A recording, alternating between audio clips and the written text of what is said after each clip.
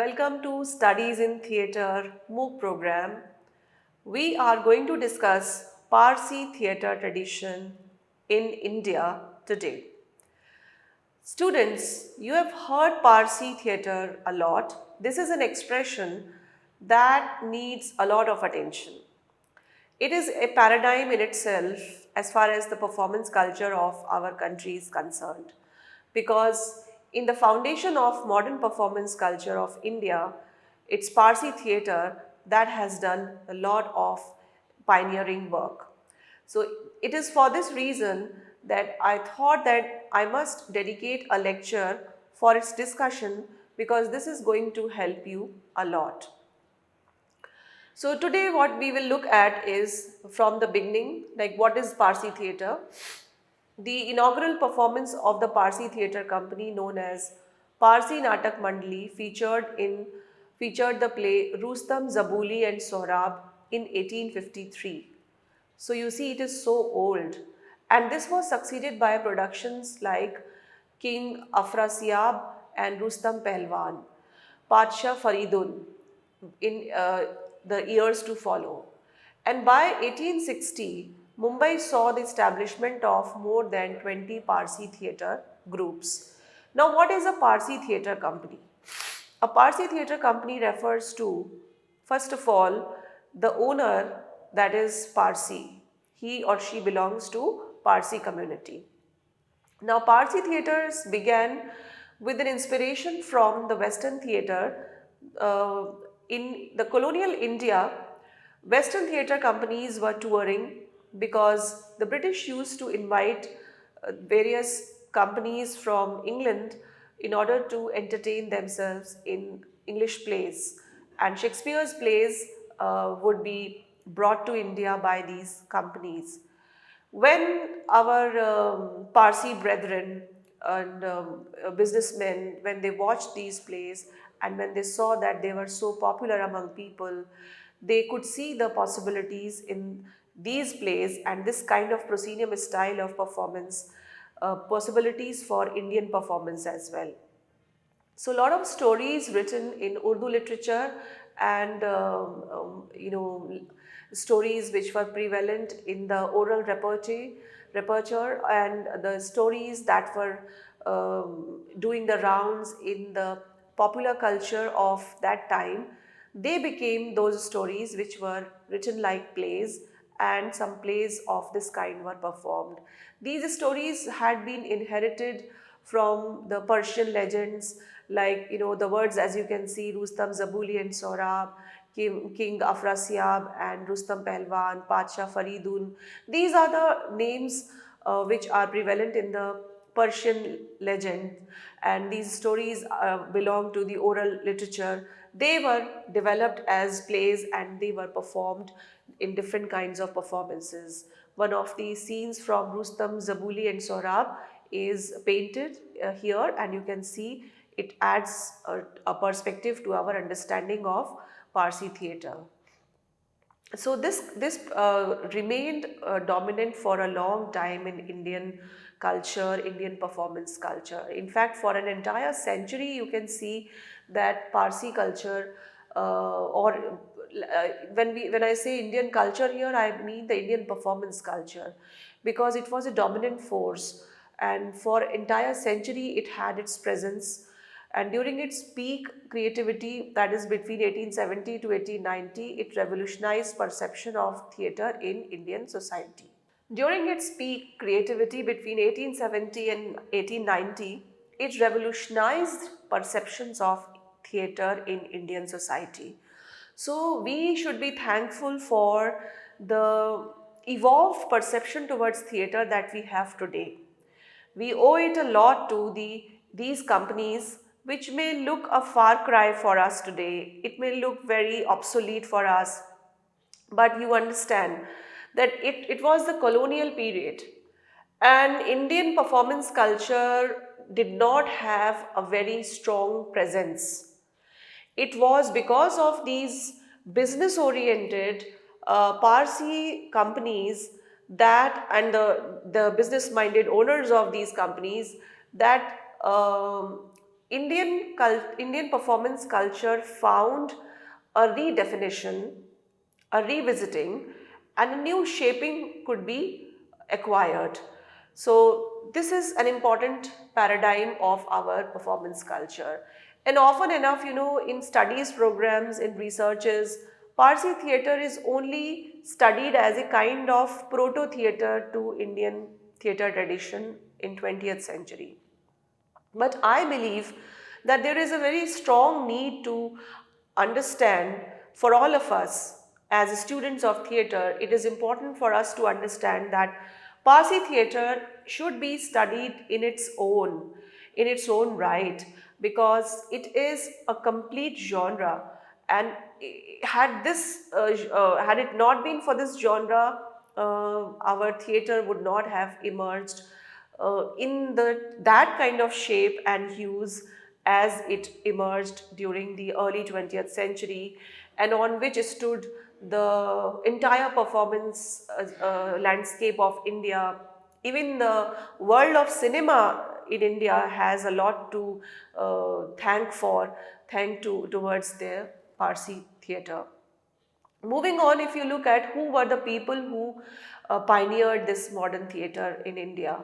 So, Parsis pioneered the modern theatre movement in India. They introduce and they call their companies as Parsi theatre companies, and that is why the theatre that emerged out of it, the performances that emerged out of it were called as Parsi theatre. Before this, folk theatre was the primary form of theatrical practice in India. So this is what I am saying. The link between the British, the colonial period and the post-colonial theatre cultures that started emerging by the late 19th century. The link between this is the prevalence of these companies which brought the folk culture of India, folk performance culture of Indian region, various parts of India, onto the proscenium stage by portraying it, by presenting it through through an interweaving with those stories from Persian legends that I just now talked about.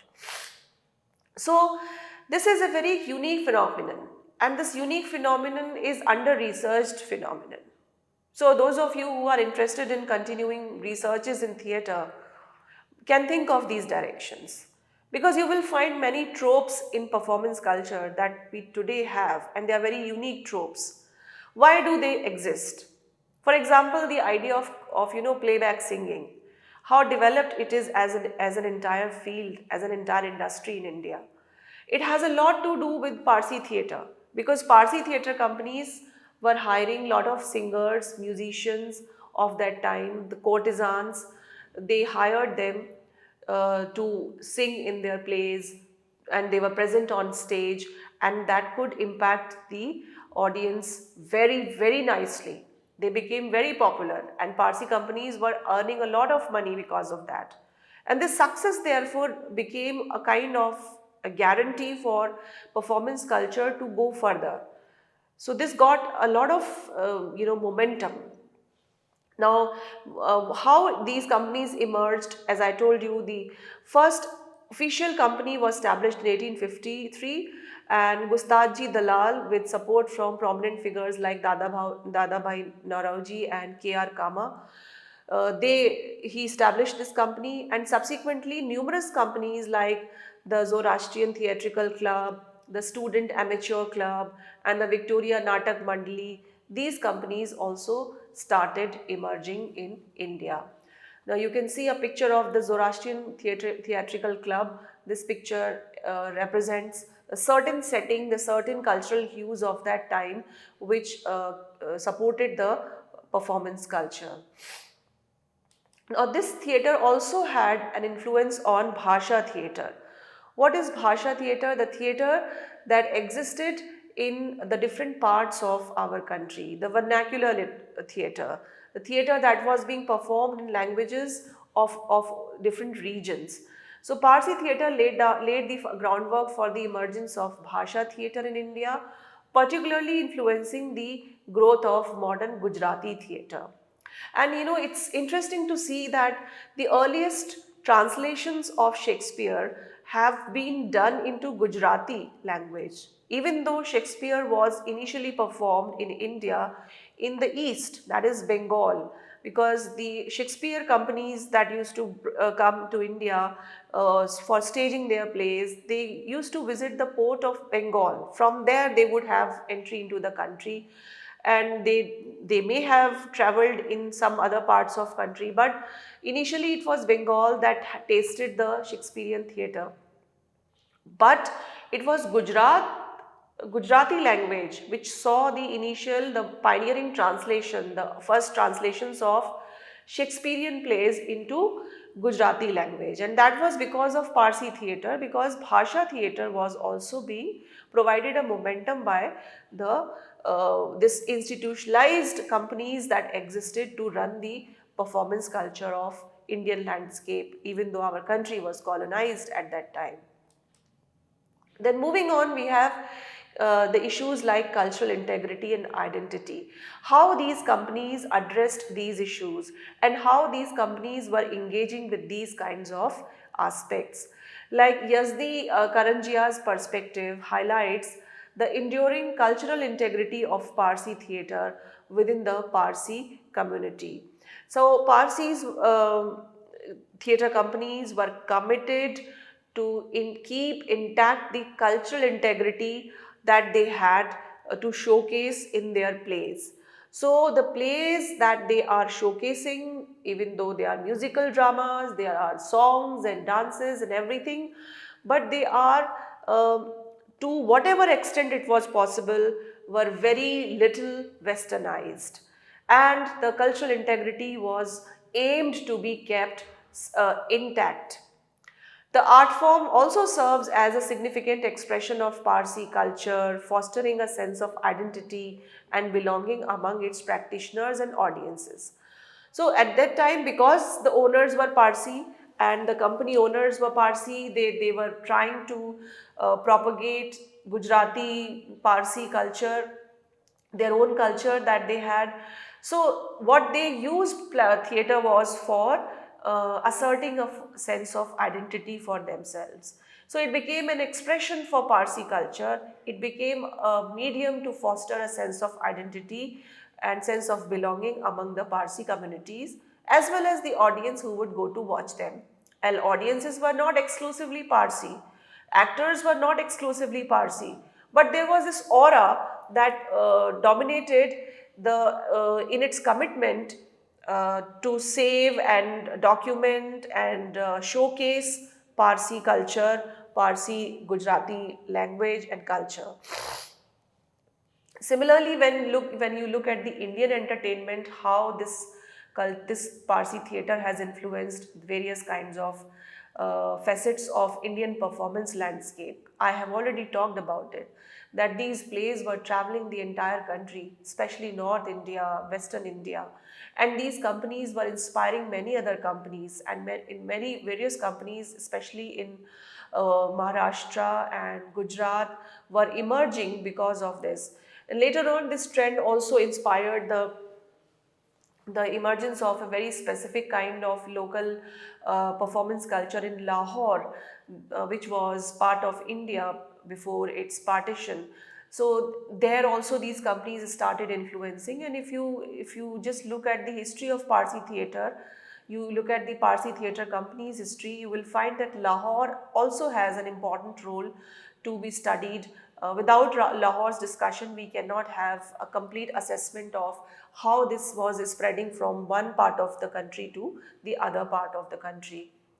Now, when we look at what is its impact, the first thing that comes to our mind is Bollywood. And I am using the word Bollywood for the sake of convenience, but if you disagree with its usage, you have every right to disagree. You can call it simply Mumbai film industry, because Bollywood is a term that has now started finding currency in various official and formal narratives also. So in order to count upon that, I am using this term. So Ardeshir Irani, Sohrab Modi and Prithviraj Kapoor bridged the gap between theatre and cinema. So they brought Parsi theatre traditions into Bollywood. And this film Pukar was one of the early films that had a collaboration where these three actors and many more actors like them in other films as well. This is one example that I am showing. It was Sohrab Modi's film 1939 production, which drew inspiration from Parsi theatre, where the style and storytelling was inspired from Parsi style and it was integrated into Hindi cinema.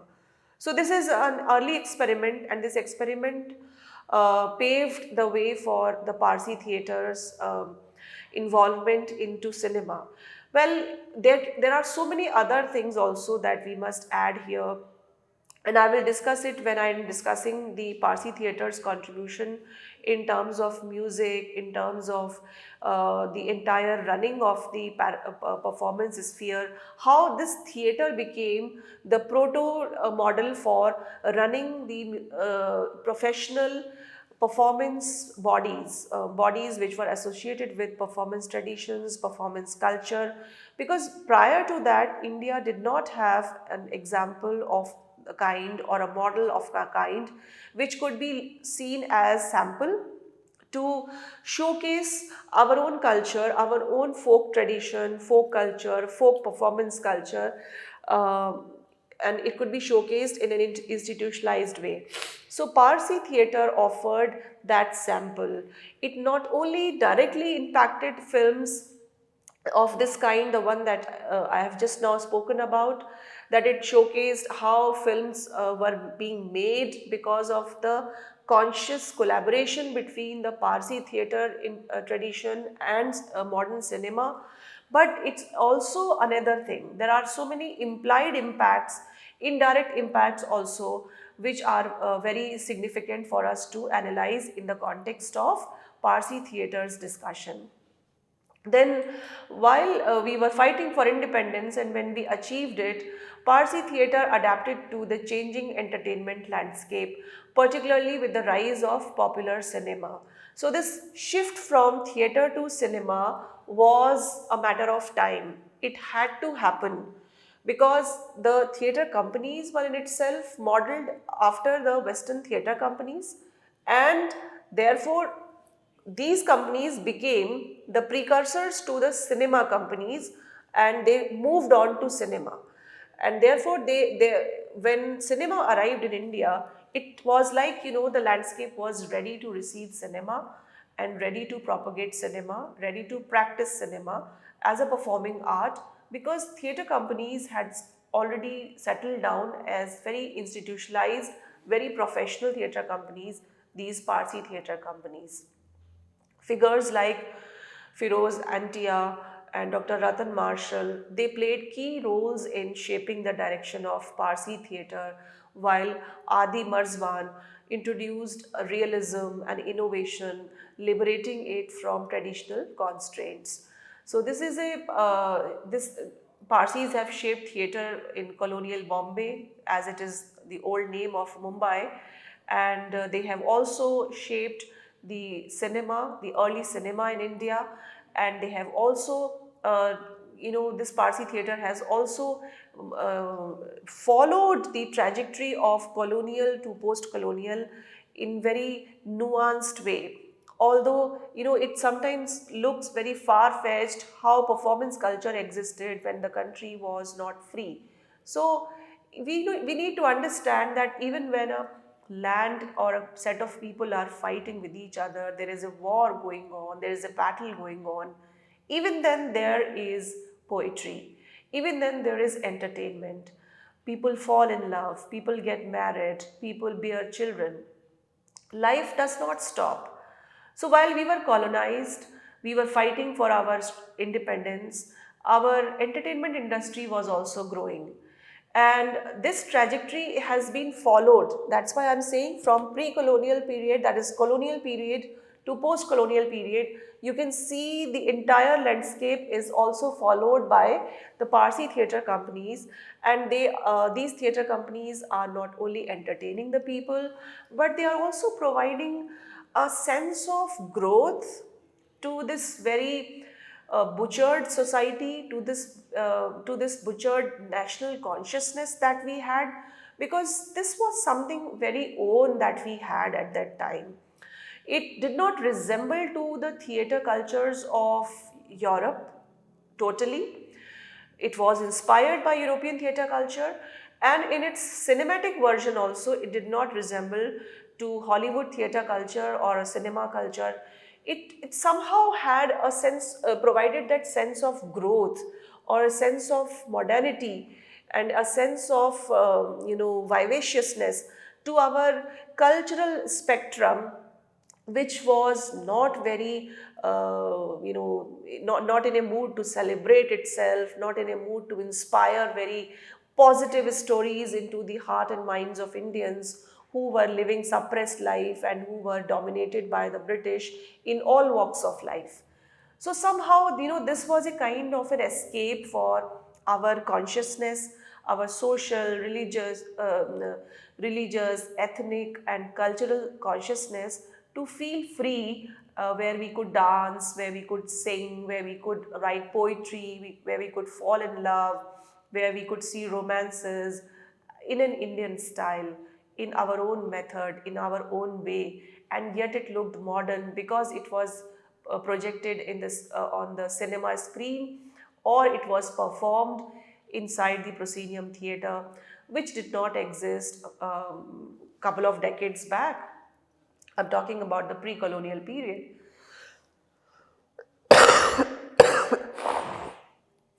So in that sense, these companies created professionalism and social responsibilities in theatre. So evolution of professionalism is a very significant paradigm that Parsi theatre companies have provided. They embraced professionalism, professional shape around 1870, and they attracted actors from diverse social classes. This is also a very significant issue because actors have a certain caste orientation and class orientation defined in our indigenous performance traditions. But here, when you look at the Parsi theatres in India, which were the result of a fusion of Indian and Western traditions, Indian and Western style of performances, then the involvement of different classes, different social classes became possible because this was something new and it did not have those laid foundational guidelines where some particular caste was supposed to do some particular work, or some particular caste was supposed to act, some particular caste was supposed to wipe the floor, or some particular caste was supposed to paint the arena.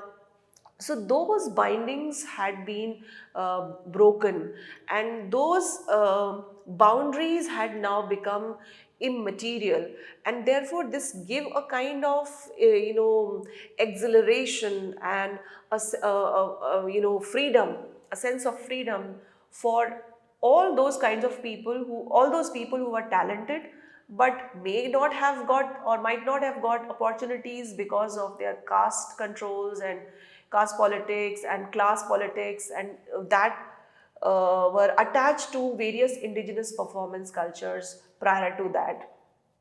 So, notable actors, including those from lower classes, like so-called lower classes like Kawasji Khatau and Jahangir Khambata, contributed to its richness and diversity. So, this professional behavior, irrespective of caste, class, creed, was some kind of a new phenomenon in the performance sphere of our country. This was not something that had always been there.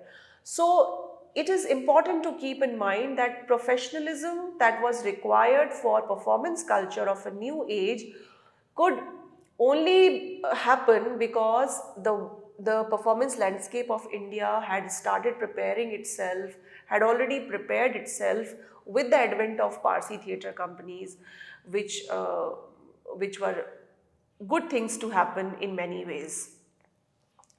The social responsibility and the message of progress that these companies gave, productions like Uttejak Mandali, it exemplified the commitment of Parsi theatre practitioners to societal practice. and actors were educated and socially conscious, using theatre as a medium for dialogue with masses, conveying strong messages of social significance and moral values. So that is another dimension of the role of Parsi theatre companies. Like Uttejak Mandli is a very well-known example. It was committed to, it was a company of Parsi theatre practitioners, and it always performed plays of social cause. Then all the actors had some kind of educational orientation. Education may not be possible, may not have been possible for them in terms of degrees and diplomas, but they did have an educated mind, and they understood the social responsibility that they had towards giving people certain messages about the life and the world, and therefore these plays often used to bear very important messages for social significance as well as moral values. Then the next level was multilingual nature of Parsi theatre. This is one of the most beautiful aspects of Parsi theatre productions that you could see, because Urdu adaptations and linguistic fusion was happening. Urdu adaptations of lot of plays from various kinds of legends were being written, and they were adapted into Urdu language. So Parsi theatre adopted multilingual texts, with the first Urdu book adapted into Parsi theatre being Natak Sagar by Noor Ilahi and Muhammad Umar, published in 1924. The Urdu used in Parsi theatre productions was a blend of Gujarati, Hindi, Awadhi, and it showcased different registers of languages and represented the multilingual ethos of the country. So this is another a very important paradigm, sitting in 21st century where multilingualism is always sought after as a very positive phenomenon. It was something that we had to create very purposefully, and we educated ourselves in this aspect of self-awakening in that time with difficulty. It was not easy. It was not easy to digest that one could easily seamlessly see a performance on stage where one language is present in one character's dialogues and other character is speaking the other language. So this very organic and seamless kind of collaboration of different languages, multilingual aspects, that gave birth to beautiful experiments on the Parsi theatre company's stage. So at this point, it is important for you to keep all these things in your mind. Think of what are the different aspects of Parsi theatre companies, and I will stop this lecture here because I don't want to share all the ideas jammed into just one lecture, because you need to ponder over these important things. These are very crucial, important issues which have often been ignored from the research point of view or from the mainstream discussion point of view of theatre courses in India. And at the most you will find only a couple of newspaper articles and a couple of books written here and there about them. Thorough researches need to be done in order to understand the entire socio-historical, economic perspective in which these companies emerged. Simply to say that Parsi theatre companies have initiated the cinema in India and then to look for only the evidences for that purpose is an understatement, is not justice to the entire paradigm of this nature. So we have to, somebody may counter my argument that so many things are already available. Why should I say that it is an under-researched area? It is an under-researched area because the nuances of these theatre companies, the working of these theatre companies, the finer details of these things, these aspects have not been looked into because of the dearth of, because of the lack of resources, documentation, archives. So in that sense, we need to understand that we have to go ahead with a very, very positive frame of mind. So I will carry forward the discussion in my next lecture. This will continue. Thank you so much.